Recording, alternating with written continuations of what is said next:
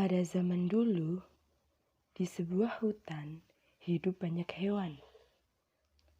Ada singa si raja hutan, burung jalak, ikan mas, kura-kura, gajah, jerapah, zebra, rusa, dan monyet. Mereka hidup rukun dan damai. Tidak pernah ada keributan di antara mereka. Tak jarang mereka saling membantu satu sama lain. Namun sayang, hewan-hewan ini kurang peduli terhadap lingkungan hutan.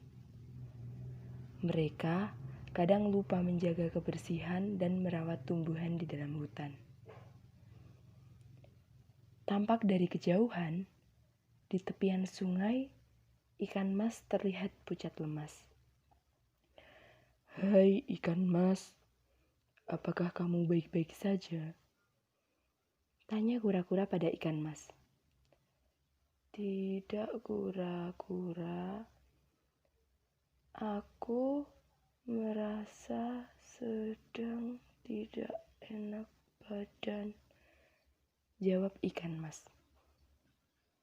"Tunggu sebentar ikan mas, aku akan mencarikan bantuan untukmu," seruan kura-kura. "Baik kura-kura, terima kasih." Dengan sesegera mungkin, kura-kura langsung bergegas menuju hutan untuk meminta pertolongan pada hewan-hewan yang lain. Tampak jalak sedang terbang di atas kura-kura. "Hei kura-kura, kenapa kamu terburu-buru sekali?" tanya jalak. "Aku sedang mencari bantuan hewan yang lain, jalak.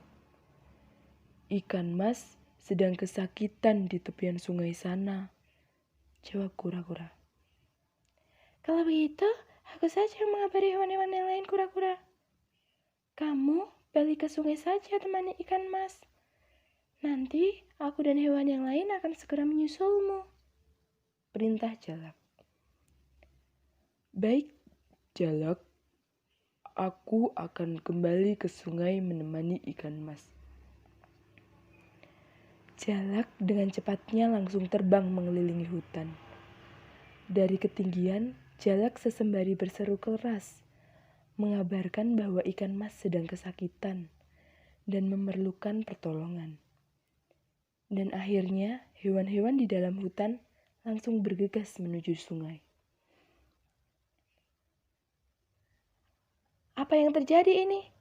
Kenapa ikan mas bisa pucat seperti itu, kura-kura?" tanya rusa kepada kura-kura. "Air di sungai ini sepertinya sudah tercemar. Coba kamu minum air sungainya," perintah kura-kura kepada hewan yang lainnya. Gajah, jerapah, zebra, dan rusa pun meminum air sungai sesuai perintah kura-kura. "Yuh, air sungainya kok tidak enak ya rasanya?" kata gajah dan zebra secara bersamaan. "Wajar saja jika air sungainya tidak enak rasanya.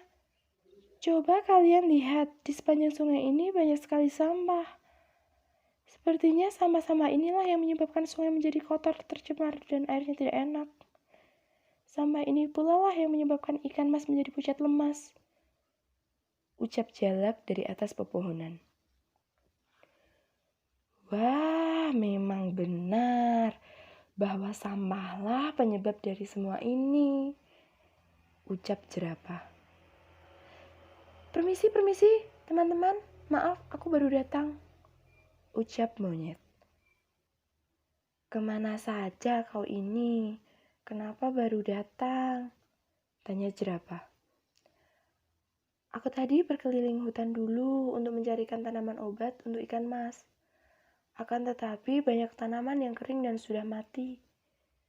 Sehingga aku harus masuk hutan lebih jauh lagi untuk mencari tanaman obat tersebut. Itulah yang menyebabkan perjalananku menuju sungai menjadi lama," jawab monyet. "Baiklah monyet, tidak apa-apa. ucap kura-kura. Coba kamu minum dulu ramuan obat ini, ikan mas. Siapa tahu keadaanmu bisa langsung membaik, seru monyet kepada ikan mas. Ikan mas pun mengikuti permintaan monyet. Dan setelah beberapa waktu, ikan mas kembali pulih dan membaik. Terima kasih banyak teman-teman semua. Terima kasih sudah menyelamatkan hidupku, ucap ikan mas kepada hewan-hewan yang lain. Semakin hari, keadaan hutan semakin memprihatinkan. Air sungai kotor, pepohonan kering, sampah semakin berterbangan di mana-mana. Semua penghuni hutan mengeluhkan hal itu. Mereka kekurangan makan dan air minum. Tak lama berselang, sang raja hutan menghampiri hewan-hewan di tepian sungai tersebut. Ada apa ini? Kenapa ramai sekali? Tanya raja hutan kepada hewan-hewan. Bagaimana ini, raja? Kita sudah tidak punya lagi makanan dan minuman. Aduan gajah kepada raja hutan. Iya benar, raja. Hutan ini semakin banyak sampahnya. Rusa menambahkan. Raja menghela nafas. Sebenarnya raja tahu kenapa hutan ini bisa menjadi seperti ini. Sungai kotor, pohonan kering, banyak sampah, itu semua mereka sendirilah yang menyebabkannya. Kalian sadar tidak? Semua ini terjadi karena kita juga, ucap raja dan membuat semua penghuni hutan terkejut. Kita semua tidak pernah menjaga dan merawat hutan. Kita tidak pernah membersihkan sampah dan menyiram pepohonan. Padahal kita semua tahu kalau sungai dan tanaman ini sumber makanan dan minuman kita. Jelas raja. Para penghuni hutan pun akhirnya sadar kalau mereka jugalah yang menyebabkan hutan ini menjadi kotor. Mereka terlalu malas untuk membersihkan hutan dan merawat tanaman. Yang mereka pedulikan selama ini hanyalah makan dan minum, tanpa memikirkan kalau hutan pun perlu dirawat. Begini saja, kita bersihkan hutan ini bersama-sama. Setelahnya, kita rawat juga hutan ini bersama-sama. Bagaimanapun, hutan ini adalah segalanya untuk kita. Disinilah sumber makanan dan minuman kita. Jadi, kita harus menjaga dan merawatnya. Tutur raja dan langsung disetujui oleh semua penghuni hutan. Keesokan harinya, mereka pun akhirnya bergotong royong membersihkan hutan. Ada yang mengambil sampah di sungai, ada yang mengambil sampah di jalanan, ada juga yang menyiram pepohonan. Ternyata jika dikerjakan bersama-sama, semua pekerjaan terasa ringan. Tidak memerlukan waktu lama, hutan pun kembali bersih. Mulai sekarang, kita harus menjaga kebersihan hutan. Tidak boleh ada lagi yang malas-malasan. Hutan ini milik kita bersama.